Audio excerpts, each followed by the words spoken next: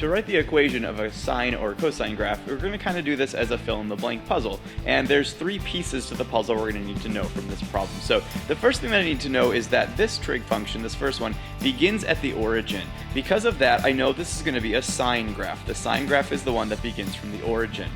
The next piece of information I'm going to need to know is the amplitude. It tells me the amplitude of this graph is 2.5, meaning it hits a high point of 2.5 and a low point of negative 2.5. So there's my a value. And then the last thing I'll need to know is the period of the graph. And this time I can see that the period is 1/2. Well, even though the period is 1/2, that does not mean the b value in my equation is going to be 1/2. Instead, I have a little bit of work I need to do to find what that b value is going to be. Recall that the formula to find the period of a sine or cosine graph is to take 2 pi, the normal period, and divide that by the b value. So let's do a little, I guess, cross-multiplying to find what our b value is in this case. So I'm going to replace the period with 1/2. That's what they've told me the period was. And I'm going to find the b value. So cross-multiplying, I find out that b has to be equal to 4 pi in this case. That's not the period, that's just the b value. So let's take all this information and piece it together to write my trig function. So I'm going to start with y equals, and then first up, the first blank in my fill-in-the-blank puzzle is the amplitude, and that's 2.5. Next up, I'm going to do the amplitude times what kind of graph this is, whether it's a sine or cosine graph. We've determined this was a sine graph because it starts from the origin. And then finally, I need to get the coefficient of x, and that's my b value, and in this case we worked out the b value to be 4 pi. Now don't forget, every equation needs an x and a y in it, so this also needs that x at the end. So here is going to be the equation, nice and colorful, for this graph. It's got an amplitude of 2.5, it's a sine graph because it starts from the origin, and it's got a b value of 4 pi, which gets me a period of 1/2. So there's my equation that fits this description. Okay, let's go ahead and try one more together, although if you think you got it, now's a great time to pause the video and try it for yourself. So once again, it's a fill-in-the-blank problem, but there's 3 blanks to find out.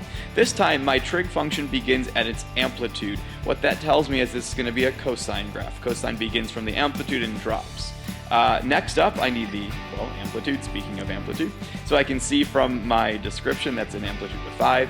And finally, I need the period, or eventually the b value, but start with the period. The period is 6 pi. So I've got the a value, I've got what kind of graph this is.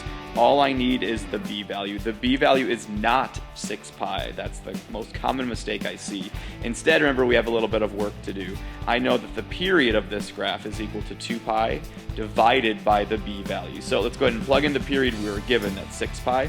And I'm going to write that over 1 just to make this a fairly simple proportion to solve, and then equals 2 pi over b. So if I cross multiply, I get 6 pi times b has to be equal to 2 pi, and solving for b, let's go ahead and divide by 6 pi.